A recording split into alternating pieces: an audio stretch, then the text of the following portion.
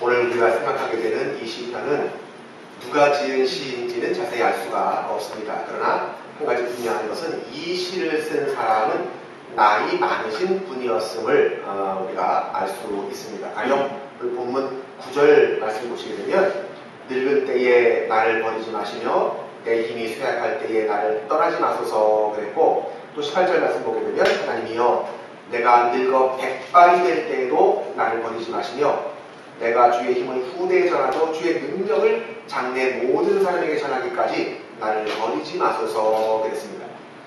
인간의 역경은 연령의 고환을 막론하고 언제나 누구에게나 임하는 것입니다. 어리다고 해서 역경이 없고 나이가 많다고 해서 역경이 더 많고 그런 거 없습니다. 어느 누구든 그때그때 처한 상황, 환경, 또 여러 가지 그런 거에 따라서 다 누구에게나 임할 수 있는 것입니다. 이 시인은 나이가 많아서 그렇지 않아도 몸이 불편한 처지에 있는데 비극적인 만로를 당해서 이제 다 늙은 몸마저 원수들이 노리는 바 돼가지고 죽음의 협박을 당하면서 그러면서 그러한 가운데서 하나님께 이 늙은 몸을 버리지 말아달라고 그렇게 지금 애원하고 있다 하는 것입니다.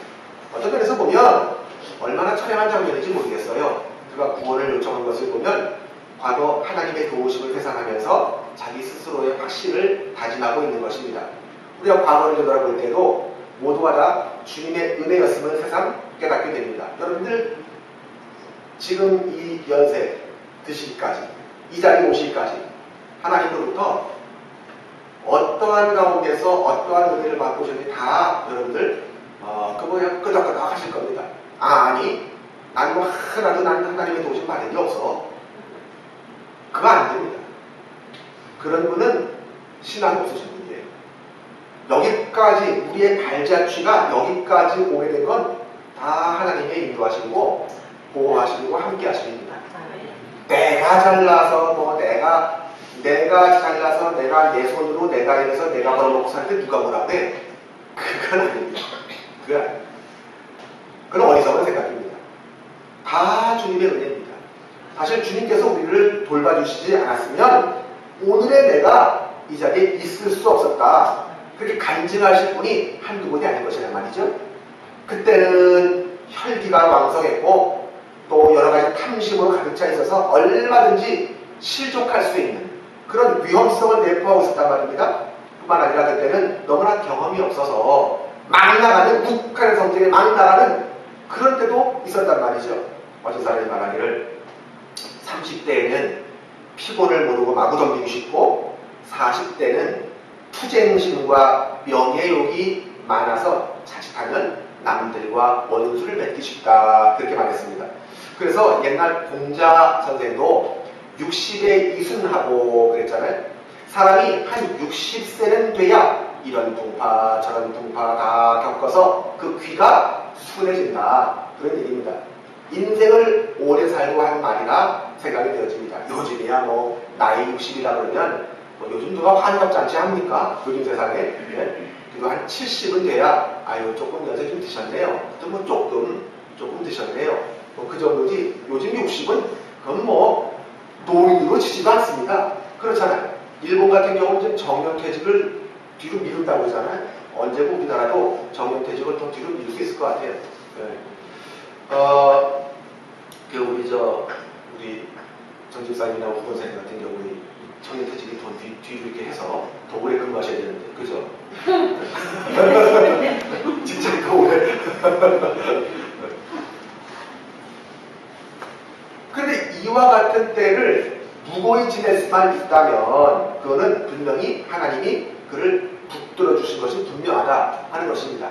이런 사실을 생각할 때 이 시편을 쓰신 나이 많은 성도는 하나님의 사랑과 인도하심을 찬양하지 않을 수 없었고 이 놀라운 사실을 많은 사람들에게 전하지 않을 수 없었다 하는 것입니다. 이 시편은 두 부분으로 나눠서 생각해 볼 수 있겠어요. 첫 부분에서는 하나님께 대한 소원과 하나님께 대한 구원과 소망의 확신이 철저하게 표현되어 있습니다. 따라서 한 인간이 인생을 살아갈 때 소나무나 대나무처럼 송죽같이 지조를 지키고 지키고 굽히지 않은 그런 신앙자의 모습을 역력히 보여주고 있습니다. 진리와 정의를 위한 투쟁은 이건 일시적인 것이 아니라 사람이 이 땅에 살고 있는 한 그 최후의 순간까지 계속되는 삶의 의무와도 같은 것입니다. 사도 바울이 나이가 많아서 자기의 마지막 날이 임박해 옴을 느끼면서 그의 믿음의 아들 디모데에게 보낸 편지 가운데 한 대목, 여러분들 다 잘 기억하실 줄 압니다. 디모데후서 4장 6절로 7절 말씀인데 제가 읽어드립니다. 전제와 같이 내가 벌써 부어지고 나의 떠날 시각이 가까웠도다. 나는 선한 싸움을 싸우고 나의 달려갈 길을 마치고 믿음을 지켰으니. 그랬어요. 선한 싸움을 싸우고 나의 달려갈 길을 마치고 믿음을 지켰다. 이거는 한 방울의 기름도 남김없이 주님을 위해서 몽땅 쏟아버리고 이 세상을 떠날 기약이 가까운 곳을 내다보는 노사도 바울의 회고 간증입니다. 얼마나 장한 인생의 개선가입니까? 바울은 일평생 불의와 부정, 시험과 유혹, 마귀의 도전을 받으면서 선한 싸움을 싸우는 그런 생활을 했더라. 자기 혼자서는 마귀와 싸워서 이길 도리가 없다는 것도 바울 자신도 잘 알고 있습니다. 그러나 주님이 그와 함께 하심으로 바울의 일생은 그렇게 선한 싸움의 승리가 될 수 있었다. 고린도전서 15장 57절 말씀 보게 되면 우리 주 예수 그리스도로 말미암아 우리에게 승리를 주시는 하나님께 감사하다 그랬어요. 또 로마서 8장 37절에도 그러나 이 모든 일에 우리를 사랑하시는 이로 말미암아 우리가 넉넉히 이기느니라 그랬어요. 여기 이 모든 일이라는 게 뭐예요? 환난, 곤고, 박해, 기근, 적신, 위험, 칼 이런 모든 것이 우리에게 이렇게 저렇게 아무리 도전해 와도 그리스도 안에 있는 사람은 이 선한 싸움에서 승리할 수 있다 하는 것입니다. 이것이 사도 바울의 시험이었단 말이죠. 여러분 생각해 보세요. 내가 선한 싸움을 싸우고 승리했다. 내가 선한 싸움을 싸우고 승리했다. 이게 얼마나 놀라운 얘기입니까? 개선자금 같이 당당한 모습을 엿본 듯하잖아요. 아주 장한 신앙의 투사입니다. 또 나의 달려갈 길을 마치고 그랬잖아요. 나의 달려갈 길을 마치고. 여러분 장거리를 달리는 마라톤 선수 같은 그런 운동선수가 땀이 흐르고 숨이 차고 팔다리가 아프고 가슴이 터져와도 심지어 쥐가 나서 다리를 질질 절면서도 끝까지 목표를 향해 달리다가 이제 전 코스를 다 달리고 꼴이 나면서 그냥 팍 쓰러지는 그런 그 선수의 모습을 한번 보세요. 얼마나 영광스러워 보입니까? 실제 있었던 일이냐면서도 한 선수가 마라톤을 이렇게 뛰는데 그런데 오는데 그만 이 다리 힘줄이 끊어졌어요. 그러니까 쩌릿 하면서 거의 걷다시피 하면서 오는 거죠. 그때 아버지가 그 아들한테 팍 갑니다. 막 가가지고 아들을 부축하고 그리고 같이 걷습니다. 같이. 그래서 스타디움으로 들어오고 스타디움으로 들어와서도 그 밖에 뺑 돌잖아요. 한 번 더 뺑 돌면서 끝까지 골인 지점으로 들어오는. 그때 모든 스타디움에 있던 사람들이 전부 일어서 기립박수치고 얼마나 멋있어요. 달려갈 길을 마쳤다. 사도 바울은 그 믿음의 신앙생활에 달려갈 길을 그렇게 온전히 마쳤다. 그리고 바울사도는 자기가 믿음을 지켰다 그랬어요. 믿음을 지켰다. 금보다도 귀한 믿음을 지켰다는 것이 믿음을 지키기 위해서 보이지 않게 다가오는 여러 가지 시험과 유혹에 싸워야 했습니다. 그러나 그는 믿음의 정도를 지켰습니다. 얼마나 귀하고 아름답습니까? 그러므로 바울은 말했습니다. 그의 앞에 내다보이는 그 영광을 이렇게 표현했어요. 이제 후로는 나를 위하여 의의 면류관이 예비되었으므로 주 곧 의로우신 재판장이 그날에 내게 주실 것이며 내게만 아니라 나한테만 뿐만이 아니라 주의 나타나심을 사모하는 모든 자에게 도리라. 그렇습니다. 이 세상에는 정의를 위해서 싸우는 사람이 많습니다.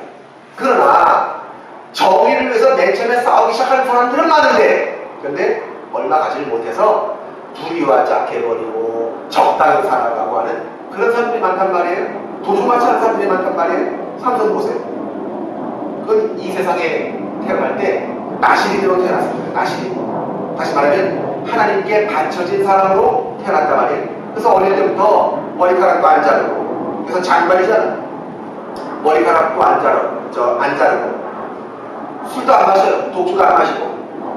그러면서 아주 구별된 생활을 했어요. 구별된 생활. 나실인 히브리어로는 히브리어로는 나질. 구별되다라는 말이거든요. 이스라엘 민족을 자주 괴롭히는 블레셋 족속들도 삼손 앞에서는 맥을 추지 못했습니다. 그러나 이런 삼손이 블레셋 족속의 여자 들릴라, 삼손과 데릴라 그러잖아요. 서적에 들릴라에게 빠지기 시작하면서 하나님의 사람으로서의 역할을 하지 못하게 되고, 그래서 삼손의 만료가 정말 얼마나 비참하게 됐는지 우리는 잘 알고 있습니다. 심지어 잡혀가지고는 두 눈이 뽑히고 노예 생활하면서 감옥에 갇혀가지고, 그 얼마나 참 그게 사람이거든요. 정말 사람이 참되고 지조 있게 살아가는 것이 그리 쉬운 일은 아닙니다. 하나님의 도우심이 없이는 절대로 불가능한 일입니다. 그래서 이 시인은 본문 2절로 4절에서 간곡히 호소하고 있습니다. 함께 읽어볼까요? 2절부터 4절까지 시작. 주의 의로 나를 건드시며 나를 풀어주시며 주의 귀를 내게 기울이사 나를 구원하소서. 주는 내가 항상 피하여 숨을 가리마 내소서. 주께서 나를 구원하라 명령하셨으니 이는 주께서 나의 감소이시오 나의 동생이시니이다. 나의 하나님이여 나를 악인의 손 곧 불의한 자와 흉악한 자의 장중에서 피하게 하소서. 아멘. 이 기도야말로 하나님을 의지하는 모든 사람들이 마땅히 드려야 할 그런 기도라고 생각합니다. 참된 성도들은 이러한 탄원을 가지고 은혜 보좌 앞에 나갈 수가 있습니다. 왜요? 하나님은 절대로 우리에게 주신 그 소망을 좌절시키는 분이 아니시기 때문에 그렇다 하는 것입니다. 5절에 주 여호와여 주는 나의 소망이시요 내가 어릴 때부터 신뢰한 이시라 그랬어요. 내가 어릴 때부터 신뢰한 이시라.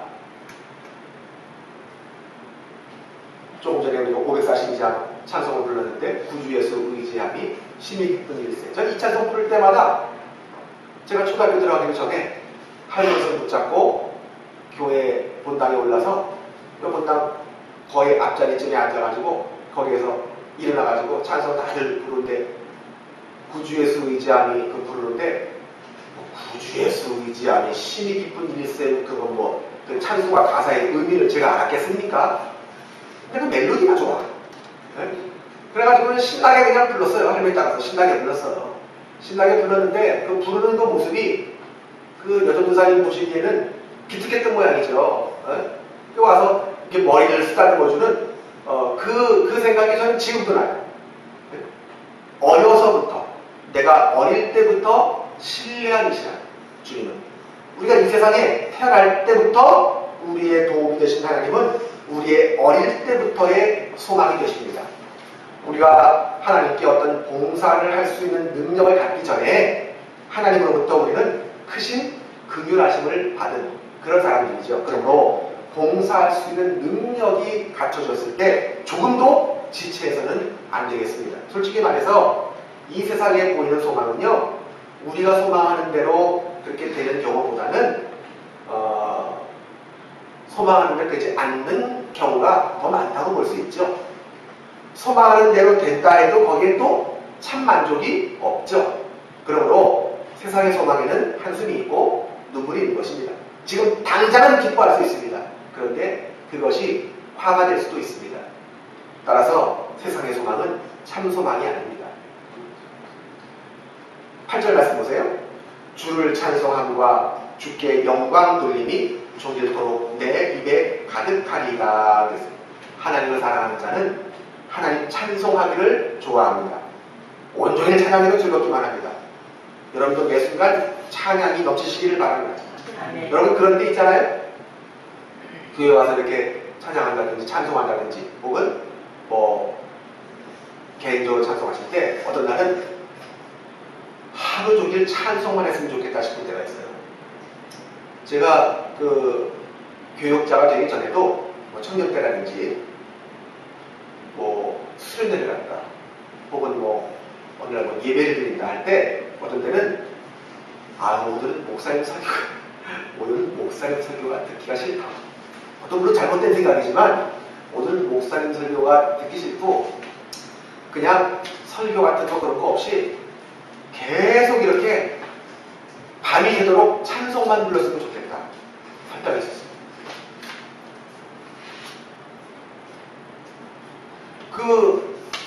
그런 때는 정말 찬송만 부르고 싶어요. 찬송만.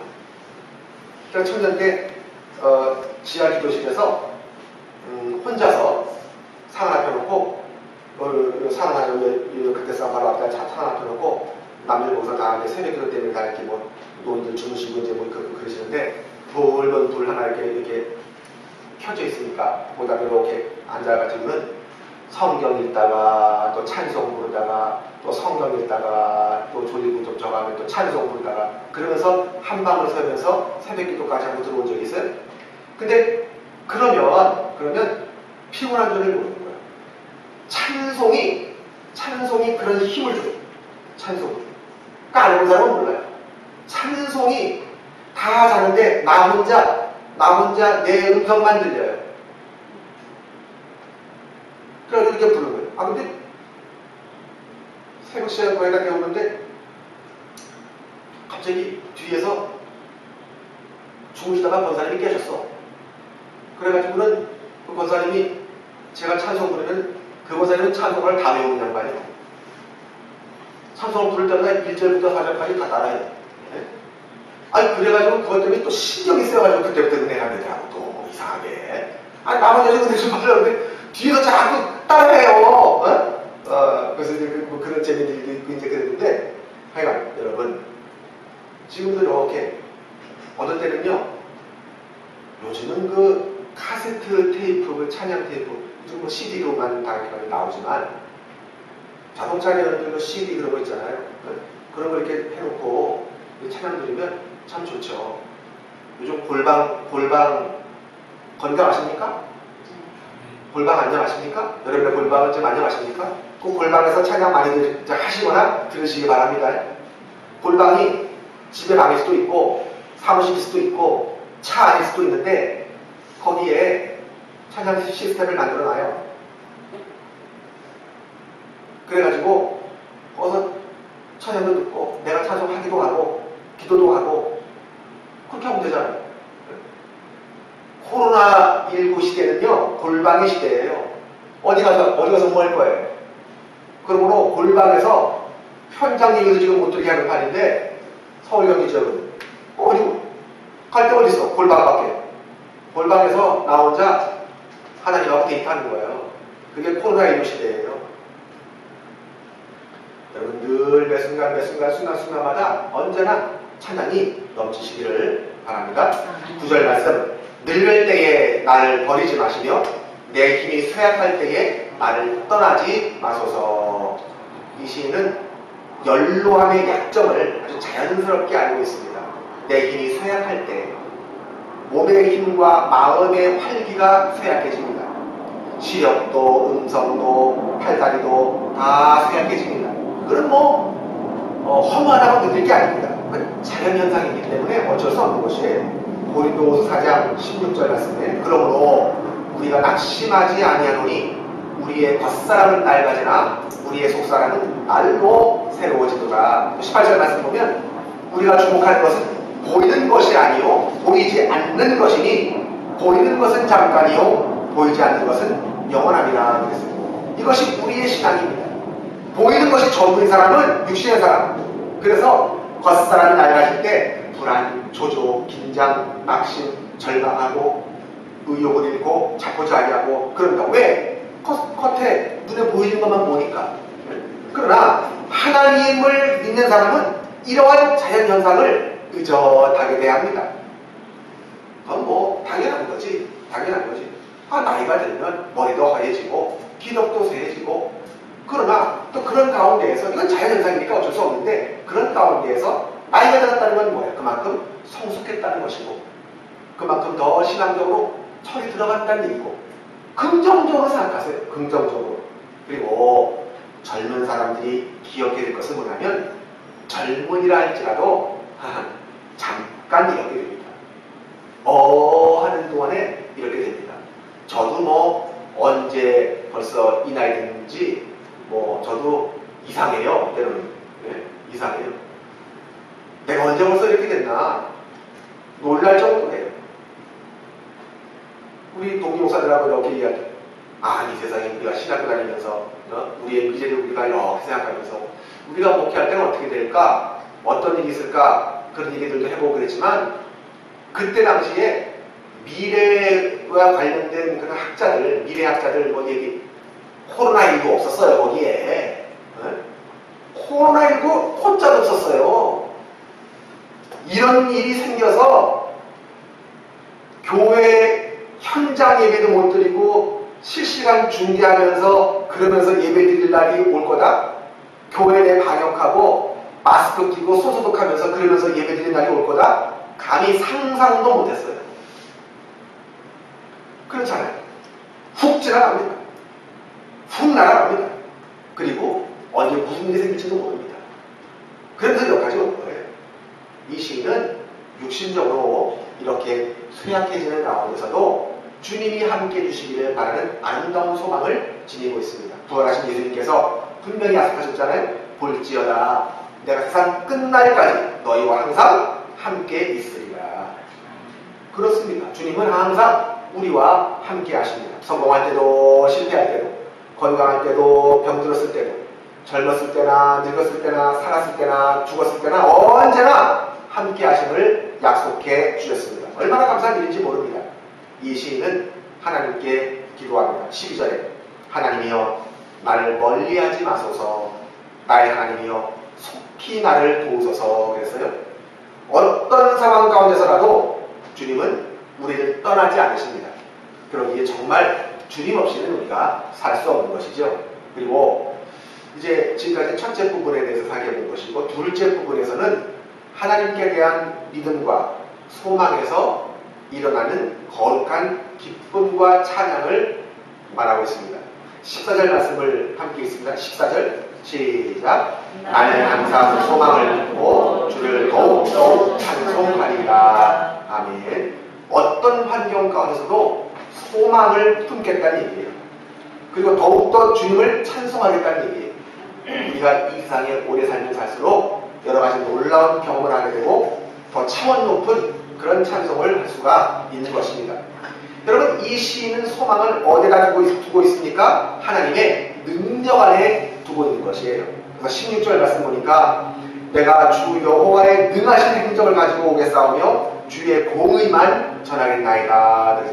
바꿔 말하면 젊어서는 이 눈치 저 눈치 보느라 바른 말도 못할 때가 많았지만 이제 뭐 눈치 보고 있습니까? 이 나이에 이제는 주님의 의만 바른 말씀만 전하겠다 하는 그런 뜻이 되는 것이에요. 그렇습니다. 우리가 세상에 살아있는 한 하나님을 영화롭게 하고 하나님의 기사를 전하기 위해서 힘써야 할 것입니다. 하나님의 선하심에 대한 가장 큰 체험을 가진 사람들이 그 체험을 다른 사람에게 특히 젊은 사람들에게 전해주는 것 이거는 얼마나 중요한 일인지 모릅니다. 그건 연로하신 그리스도인들이 젊은이들에게 해줘야 할 특권입니다. 특권.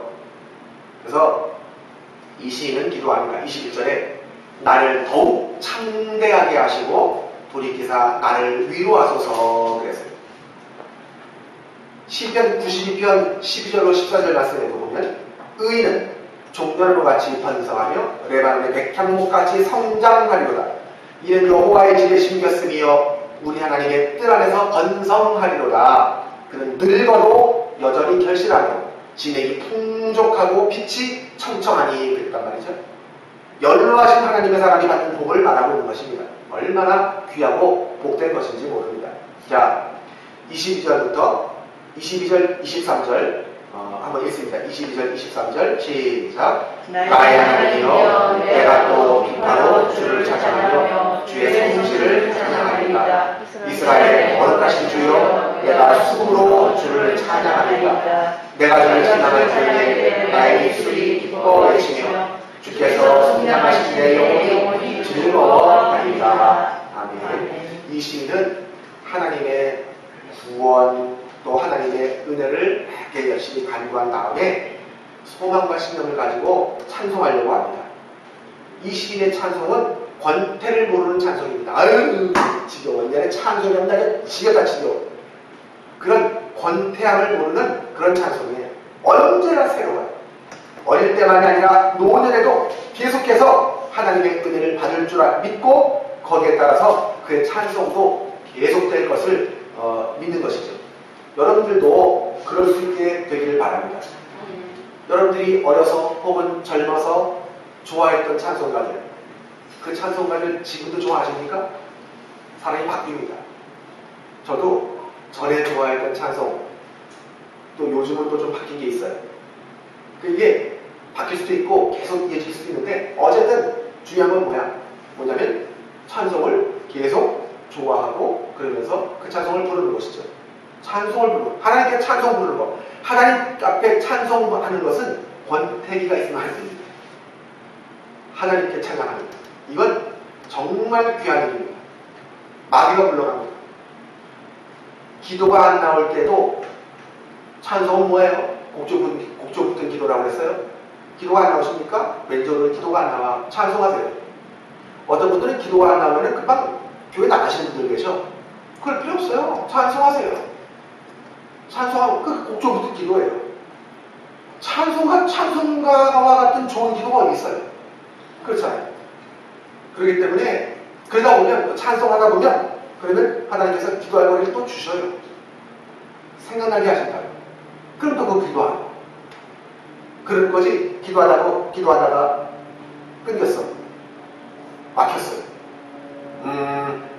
주여, 에이, 가자. 그러면 안 되는 거예요. 그럼 찬송해요.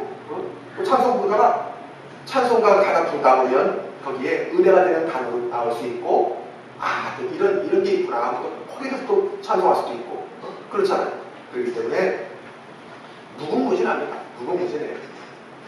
그래서 이 시인의 찬송은 권태를 모르는 그러한 찬송이다. 어릴 때만이 아니라 노년에도 계속해서 하나님의 은혜를 받을 줄을 믿고 거기에 따라서 이 시인의 찬송도 계속될 것을 믿는 것입니다. 그러므로 비극적인 인생의 행로 속에서도 하나님의 공의와 구원의 손길이 끊임없이 계속되는 것을 오히려 감사하게 여기면서 이 신비한 사실을 자기 자신만의 경험으로 만족할 수가 없기에 대대로 전파하고 싶은 간절한 마음을 가지게 된 것입니다. 마지막 24절 말씀 보게 되면 나의 혀도 종일토록 주의 의를 작은 소리로 읊조리오니 나를 모해하려 하는 자들이 수치와 무한을 당함이니이다. 그랬어요. 이 찬양과 감사가 자기 원수들에게 주는 수치요, 무한이요, 갚음이 된다는 말입니다. 야, 저 사람은 아니 어떻게 저 상황, 저 환경 가운데 저렇게 찬송을 하냐? 오히려 그 찬송이 자기를 박해하고 핍박하는 사람에게 오히려 수치를 안겨주는 거예요. 원수로 갖지 말고 오히려 더 깊은 믿음과 확신 그리고 하나님의 은혜에 대한 감사와 찬양으로 대신함으로 그 갚음이 되게 하는 그런 높은 신앙인의 인격, 그 신앙인의 높은 인격을 여기서 지금 보여주고 있는 것입니다. 한 인간의 일생이 이렇게 될 때 비로소 참 인간의 맛을 아는 것이 되는 것이고 나중에 가서 눈 감을 때 주여 감사합니다. 그래도 제 인생 바로 살게 된 것 같습니다. 다 주의 은혜입니다. 그렇게 인생을 바로 살았다고 그렇게 말할 수 있는 것. 얼마나 귀한 은혜입니까? 얼마나 귀한 은혜입니까? 주여 부끄럽습니다. 너무너무 후회가 만큼입니다. 그러면 안 됩니다. 힘들고 어려운 일 많이 있었지만 주님께서 계셨기에 그래도 힘든 중에도 여기에 이 정도까지도 왔습니다. 후회는 없습니다. 주여 그저 감사합니다. 감사한 것 뿐입니다.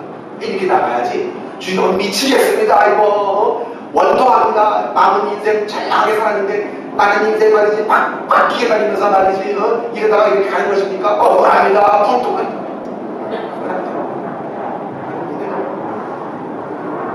그래서 감사한다는 여러분, 우리도 이 위대한 무명의 시인처럼, 이 연로한 무명의 시인처럼 일생을 이렇게 올바르고 영광스럽게 살아가는 그런 삶을 살아갈 수 있게 되기를 간절히 바랍니다.